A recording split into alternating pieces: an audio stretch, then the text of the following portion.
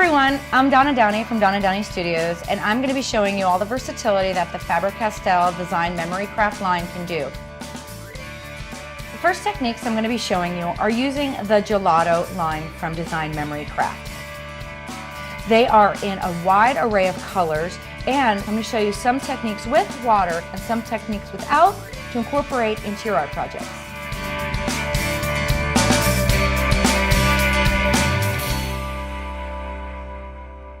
One of my favorite techniques to use with gelatos is what I call gelato drippage. It's a way to get the color to run down your page using watercolors and water, and it makes a really great backdrop for whatever you're going to create on top. The entire background of this piece was created with drippage. You can see it from the bottom because when I first started, I started with the canvas this way and dripped the color down.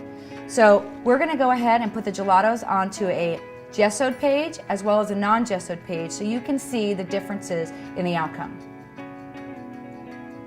The first thing I'm going to do is I'm going to coat this regular cardstock with gesso. What this gesso is going to do, it's going to take the absorbency out of the paper, and you'll see when we contrast with and without the gesso, the color will roll a lot nicer on the gessoed surface.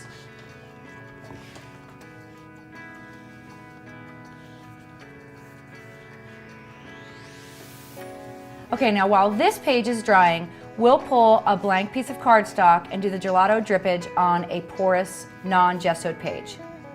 The first thing I did is I pulled out the gelatos in one cool colorway. When you're mixing colors, you should really stay within an either warm or cool palette so when they blend together, they don't make mud.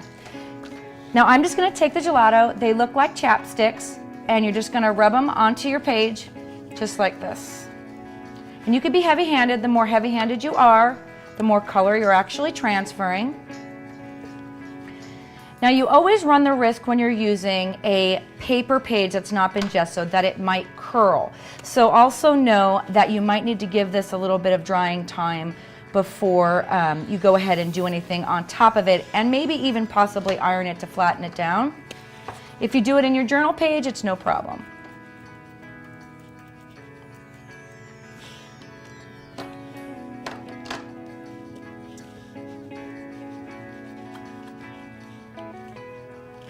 Now you can go as crazy and as heavy as you want on this. I'm just going to keep this quite simple.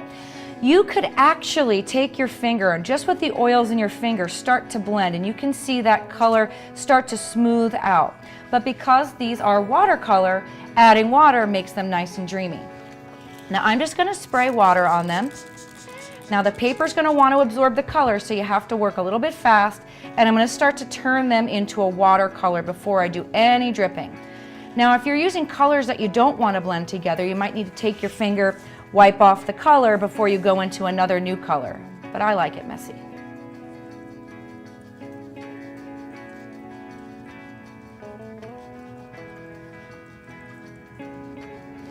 Now wet is going to lead into wet, so because this page is dry, you're going to see the drips run in a straight line. And I'll do an example of both for you. I'm just going to put this towel here so it'll catch all of my drips.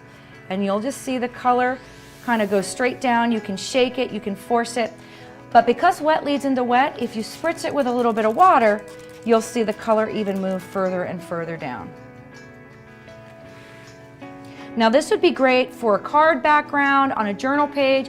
You can even do it on a canvas, but you just want to make sure this color is going to dry and blend, because like you can see right here, it's going to grip. But now, when I show you what's going to happen on the gessoed page, you're going to see all these dreamy colors just run smoothly down the page. As I finish up putting the color on the gessoed one, I want to show you just how smooth these colors will blend in contrast to the non-gessoed surface. So I'm going to take these, spray a little water, and you'll immediately see that the color starts moving on its own. Way more painterly than when the surface is porous.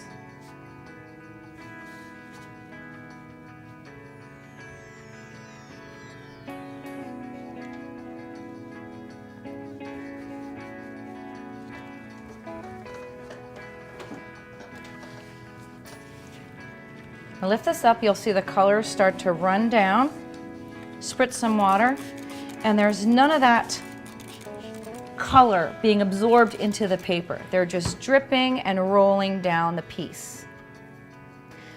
Now, in opposition to that was the first one we did. So when it's porous, you'll see that one drips nice and smooth and makes this painterly effect, and one, the paper's gripping it so much that it won't move.